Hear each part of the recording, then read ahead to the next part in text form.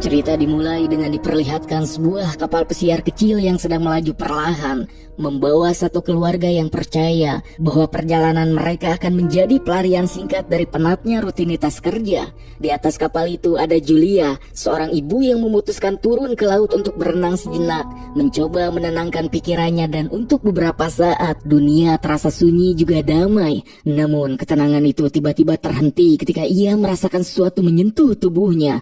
Julia pun membuka mata dan menoleh ke sekeliling, namun permukaan laut tetap kosong dan tak ada yang aneh. Ia pun mencoba meyakinkan dirinya bahwa itu hanya perasaan sesaat. Hingga beberapa saat kemudian, sentuhan itu kembali terasa. Kali ini lebih jelas, jantungnya langsung berdegup kencang dan rasa panik perlahan merayap tanpa bisa ditahan. Julia pun berenang secepat mungkin ke arah kapal, namun tepat di momen tersebut, sesuatu tiba-tiba menarik kakinya yang membuat tubuhnya tersentak keras ke bawah. Ia pun berusaha berteriak meminta tolong, tetapi kini suaranya malah terendam air laut. Di mana di atas kapal, Casey sang putri malah tenggelam dalam alunan musik dari headphone-nya, sementara Tom dan Ben yang sibuk memancing sama sekali tidak menyadari bahwa Julia sedang dalam bahaya. Di mana kini air laut pun mulai masuk ke mulut Julia, tenaganya perlahan melemah, hingga akhirnya Tom menyadari sesuatu yang tak beres, sebab ia tak melihat Julia di sekitar kapal. Dan saat pandangannya tertuju ke laut, ia pun melihat istrinya sedang berjuang mati-matian yang tanpa ragu. Tom segera memanggil anak-anak, mengarahkan kapal mendekat lalu melompat ke laut dan berenang sekuat tenaga untuk menopang tubuh Julia dan membawanya kembali ke kapal. Julia selamat, tubuhnya gemetar dan napasnya masih tersenggal. Di mana setelah keadaan sedikit tenang, ia pun mencoba menenangkan dirinya sendiri dengan menganggap bahwa kejadian tersebut hanyalah akibat ombak atau kelelahan. Namun jauh di dalam dirinya tersisa perasaan tak nyaman yang sulit dijelaskan, seolah laut barusan tidak sekadar menyentuh tetapi sedang mengamati keluarga tersebut. Malam harinya, keluarga Tom berkumpul untuk merayakan ulang tahun Ben, di mana kini suasana pun kembali hangat. Even you think stupid stuff. Go on, let's take a picture. 1, 2. Setelah itu, Casey menerima video call dari pacarnya dan keluar sambil membawa laptop. Di layar, terlihat langit kota yang dipenuhi awan hitam besar, di mana pacarnya menjelaskan bahwa sedang terjadi badai aneh yang mengerikan, yang tiba-tiba koneksi sinyal terganggu dan video call tersebut seketika putus. Casey kembali ke kapal dan menceritakan apa yang ia lihat. Tom pun berusaha menenangkan suasana, menganggapnya hanya gangguan sinyal karena mereka berada jauh dari daratan. Namun belum lama ketegangan mereda, suara aneh terdengar dari luar kapal. Mereka semua keluar untuk mencari tahu, dan di sana mereka melihat sekelompok paus berenang melintas dengan pergerakan yang tak wajar. Tom pun menjelaskan bahwa paus sering mengikuti medan magnet bumi, dan ketika medan itu terganggu, biasanya itu pertanda alam sedang tak stabil. Namun belum sempat penjelasan selesai, kapal tiba-tiba berguncang keras, suasana langsung berubah tegang. Tom menyadari sesuatu yang mungkin terjadi di bagian bawah kapal, dan tanpa menunggu waktu, ia memutuskan menyelam untuk memeriksa kerusakan, sementara Julia dan anak-anak menunggu dengan cemas di atas dek, menatap laut yang kini terasa jauh lebih gelap dan tak bersahabat. Beberapa saat kemudian, Tom muncul kembali ke permukaan. Namun kali ini bahu Tom tiba-tiba terluka parah. Melihat hal itu dengan tangan gemetar, Julia menjahit lukanya, sementara Tom menceritakan bahwa saat berada di bawah air, ia merasakan keberadaan sesuatu yang sangat besar tepat di belakangnya. Meskipun ketika ia mencoba menoleh, ia hanya melihat baling-baling kapal yang melukainya. Juga Tom mengatakan bahwa kerusakan kapal cukup parah, dan ia meminta Julia supaya menghubungi petugas pantai untuk meminta bantuan. Namun semua upaya itu gagal sebab radio mati, ponsel kehilangan sinyal. Tak lama setelah itu, kapal pesiar mereka mati total. Tom mulai menghitung persediaan makanan dan air yang hanya cukup untuk beberapa hari, memaksa mereka bertahan sambil berharap ada kapal lain yang melintas.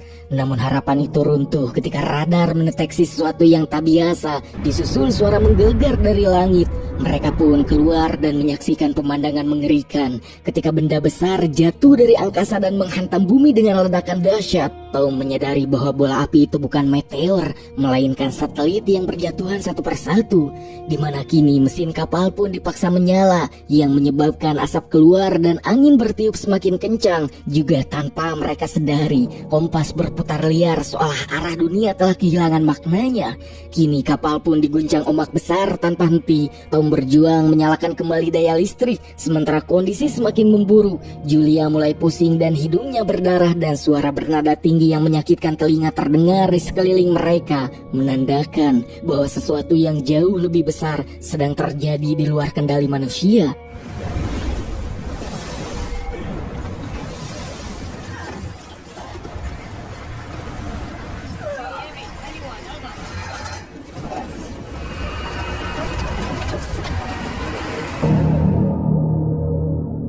Hingga akhirnya badai itu pun berlalu, dan saat mereka terbangun, kapal pesiar mereka hancur setengah.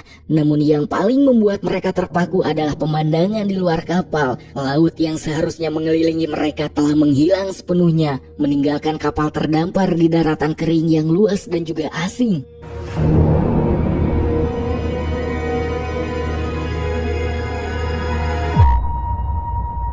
Casey mencoba mencari sinyal, tetapi jaringan benar-benar mati, sementara Ben bermain dengan kepiting mati di tanah. Tom kemudian memeriksa kompas yang kini menunjukkan arah terbalik, sebuah fenomena yang menurutnya terakhir kali terjadi ratusan ribu tahun yang lalu. Di titik itulah mereka mulai menyadari satu hal, ini bukan sekadar badai, bukan sebuah kecelakaan. Ini adalah perubahan besar yang mengguncang dunia, dan apapun yang akan terjadi selanjutnya, mereka kini benar-benar sendirian.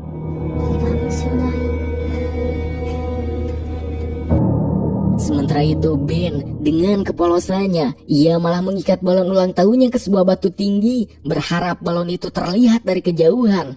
Di mana Tom sendiri kembali ke kapal dan mencoba menyalakan radio sekali lagi. Ia memutar knop dengan sabar, menunggu suara statis yang sudah berkali-kali mengecewakan. Namun kali ini terdengar suara manusia, dan untuk pertama kalinya sejak bencana itu, mereka tidak sendirian. Di mana pria di radio tersebut memperkenalkan dirinya sebagai Nau, seorang kapten kapal selam. Ia juga terjebak terdampar bersama kapalnya setelah laut menghilang. Dan dari percakapan yang terputus-putus, Nau menjelaskan bahwa apa yang terjadi bukanlah badai biasa, sebab kini kutub magnet bumi telah bergeser secara ekstrim, menyebabkan lautan berpindah dan daratan muncul di tempat yang seharusnya tenggelam. Nau menjelaskan bahwa fenomena ini pernah terjadi jutaan tahun lalu, dan jika perhitungannya benar, medan magnet bumi akan kembali stabil. Namun itu membutuhkan waktu sekitar 1 minggu, dan ketika laut kembali, air akan menghantam daratan dengan kekuatan yang akan menghancurkan apapun yang berada di permukaan rendah. Juga satu-satunya cara bertahan hidup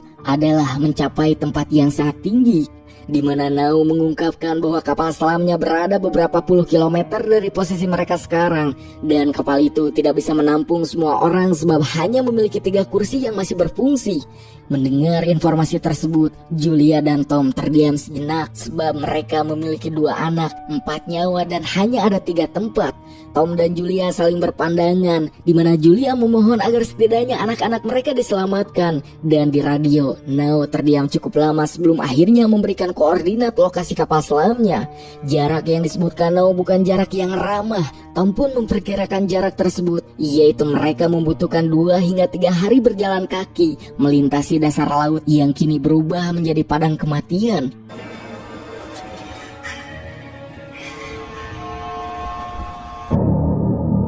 Hingga keesokan paginya mereka mulai bersiap untuk pergi. Perbekalan dikemas seadanya. Namun sebelum mereka benar-benar meninggalkan kapal, Tom melihat sesuatu bergerak di kejauhan. Sebuah sosok manusia berjalan pincang membawa senjata panjang. Harapan dan bahaya pun muncul bersamaan, di mana Tom mengambil sebotol air dan berjalan mendekat, mencoba menunjukkan niat baiknya. Dan dari momen itulah perjalanan mereka berubah menjadi sesuatu yang jauh lebih gelap. Pria dengan langkah pincang tersebut terlihat begitu tenang untuk seseorang yang selamat dari kehancuran dunia, sementara seekor anjing kurus berjalan di sisinya, menggonggong tanpa henti seolah memperingatkan bahwa pertemuan ini tidak akan berakhir baik. Tom pun melangkah perlahan, mengangkat sebotol air untuk ia berikan kepada pria tersebut, di mana saat si pria itu berhenti meminum, tiba-tiba ia langsung menyerang Tom. Julia berteriak dari kejauhan. Yang tanpa emosi, pria tersebut menusukkan tongkat miliknya yang membuat Tom seketika innalillahi. Melihat hal itu, Julia pun berlari sementara pria itu berbalik dan mengejarnya. Sebuah lemparan tongkat melesat dan menghantam bahu Julia. Namun adrenalin membuatnya tetap bergerak. Ia berhasil mencapai kapal, berteriak menyuruh Casey dan Ben bersembunyi lalu mengunci pintu dengan tangan gemetar. Di dalam kapal yang rusak, Julia membagikan flare kepada anak-anaknya. Ia menggenggam pisau dapur sebagai perlindungan terakhir. Dan dari luar, pria itu pun masuk dengan tenang seolah yakin bahwa kapal ini kini telah jadi miliknya. Ia pun menggeledah setiap sudut. Dan saat Julia mencoba menyelinap keluar melalui celah jendela yang pecah, anjing pria itu melihatnya lalu langsung menerkam dengan liar. Dalam kepanikan, Julia menikam anjing tersebut berulang kali hingga si anjing pun tewas. Hingga ketika pria tersebut menemukan bangkai anjing kesayangannya, wajahnya tak lagi tenang. Amarah menggantikan segalanya, ia pun menjadi pemburu dan Julia kini adalah mangsanya. Julia berlari ke kapal mencoba masuk melalui jendela, namun pria itu sudah menunggunya dan langsung menghantam keras Julia.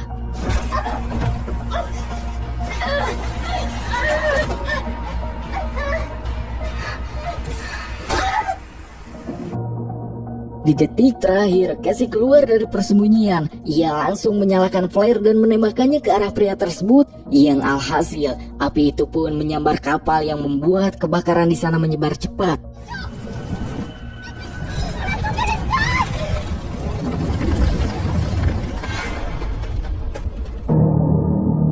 Di sana mereka pun berhenti sejenak di samping jasad Tom. Kemudian mereka menangisi kepergiannya. Akan tetapi si bebenguk pria itu ternyata masih selamat dan kembali muncul dari dalam kapal yang terbakar. Melihat hal itu mereka semua pun kembali berlari dari pria tersebut. Setelah mereka berhasil melarikan diri, kini dunia terasa semakin sunyi. Tak ada lagi tempat untuk kembali sebab kapal pesiar yang dulu menjadi perlindungan terakhir kini hanya tinggal asap dan puing-puing yang menghitam dari kejauhan. Julia pun terhuyung, tubuhnya penuh luka dan darah pun mengering di bagian badannya.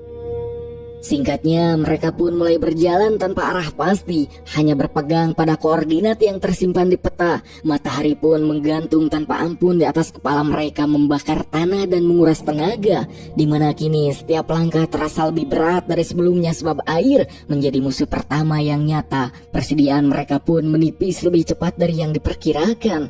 Julia mencoba membagi minum dengan adil, meski tenggorokannya sendiri kering dan perih, di mana Casey pun mulai terdiam. Sementara Ben terus bertanya kapan mereka akan sampai.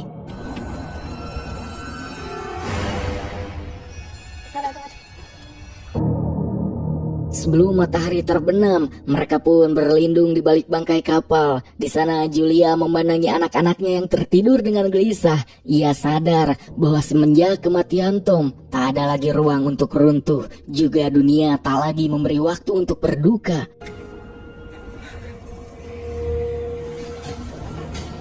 Setelah itu, saat Casey sedang buang air kecil, tiba-tiba sebebenguk pria tadi muncul dan hendak menyerang Casey, namun beruntung tepat sebelum si pria menyerang, Julia berhasil menghentikan itu dengan menghantamkan sebuah batu, di mana di sana Julia meluapkan amarahnya kepada pria tersebut yang telah mempateni suami tercintanya. Yang alhasil, si pria itu pun seketika innalillahi.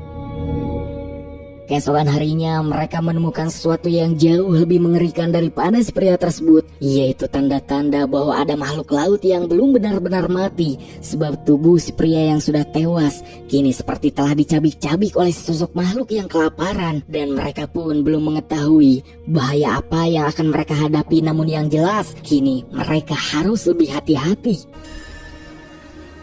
Saat mereka pergi, Julia dan Casey berhenti sejenak untuk melihat peta, dan di saat yang sama tanpa disadari Ben berjalan ke depan menjauh dari mereka. Julia pun segera berteriak agar Ben berhenti, namun semuanya sudah terlambat. Ben berjongkok di sebuah kolam kecil dan meminum airnya. Julia pun langsung menariknya kembali dan menjelaskan bahwa air asin seperti itu sangatlah berbahaya. Yang benar, tak lama kemudian Ben mulai merasakan pusing, pandangannya mulai kosong, juga tubuhnya kini melemah ramah. Yang tepat di momen tersebut, mereka menemukan kursi-kursi tua yang ditinggalkan. Julia dan Casey pun segera membuat tempat berlindung sementara. Di sana Julia pun menyuntik Ben dan dengan berat hati memutuskan untuk bermalam di sana. Pagi harinya Julia terbangun oleh suara aneh. Hingga saat ia keluar, darahnya pun seakan membeku, di mana gerombolan kepiting bergerak ke arah mereka. Melihat hal itu, Julia langsung membangunkan anak-anak dan mereka bertiga pun berlari untuk menyelamatkan diri. Di tengah kepanikan itu, sebuah kapal kargo besar terlihat dari kejauhan dan di sana masih ada 3 awak kapal yang masih hidup. Di mana di sana seorang wanita ingin menolong mereka, namun 2 pria lainnya menolak. Yang tanpa ragu mereka pun mengunci kontainer tersebut dan meninggalkan Julia juga anak-anaknya di luar. Sementara itu, kepiting-kepiting semakin mendekat. Julia menyuruh anak-anaknya untuk memanjat ke atas kontainer. Yang tepat pada saat itu seekor kepiting menggigit kakinya dengan keras, menyebabkan rasa sakit yang luar biasa. Namun beruntung, Casey dan Ben berhasil menariknya ke atas tepat sebelum semuanya terlambat. Melalui celah kontainer, kepiting-kepiting itu pun mulai masuk. Para awak kapal menembak tanpa henti, namun senjata tak berarti apapun. Satu persatu, akhirnya mereka semua tewas oleh serangan tersebut. Di atas kontainer, Julia membalut lukanya dengan sisa tenaga. Tubuhnya gemetar dan pandangannya mulai kabur hingga pada akhirnya seketika ia pun pingsan. Saat Julia sadar, ia mendapati dirinya sendirian di tengah badai pasir. Ia pun mulai panik dan mulai mencari anak-anaknya sambil berteriak. Ia mengambil senjata dari seorang wanita yang telah tewas dan terus memanggil Casey dan juga Ben. Hingga tak lama kemudian, Casey muncul dan menjelaskan bahwa ia dan Ben pergi mencari bantuan tetapi tak menemukan siapapun. Mereka pun kemudian menemukan Ben yang telah menemukan kontainer terbuka tempat mereka bisa berlindung sampai badai reda.